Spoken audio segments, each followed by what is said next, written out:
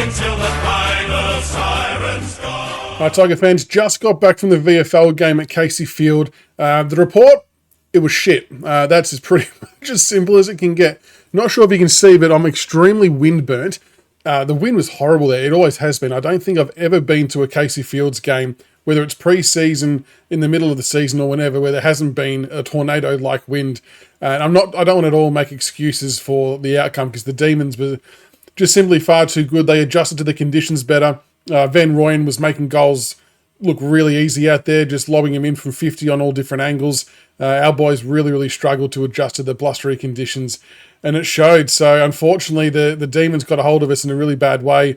21-17, 143 to 3-7-25, winning by 118 points, which is an epic fall from grace after our first 3 or 4 games being really good.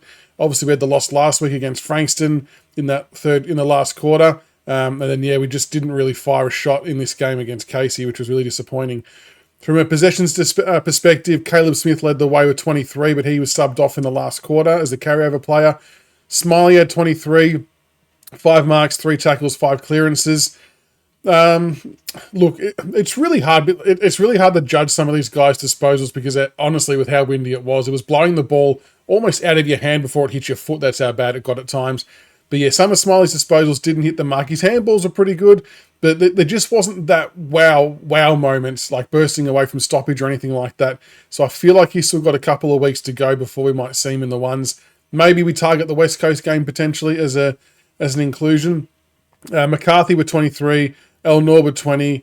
Kane McAuliffe, our other mainstay midfielder, with 17, 4 tackles, 2 clearances, and Tyler Sonzi, 14 disposals, 3 tackles, 5 clearances. So, what we take from that is our midfield brigade just got absolutely smashed. When you sort of look by contrast, Riley Bonner for the Ds had about 44 disposals, which was crazy. He was everywhere.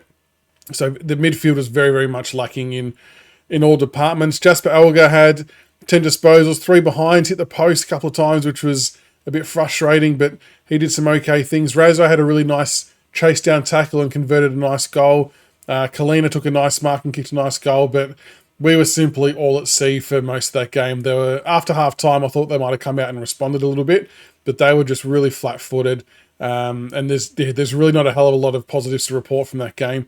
To put into context, it cost us more in entry fee to get into the ground than the goals we saw Richmond kick. So that's how bad the day went for the VFL team. But look, we're looking for a response next week.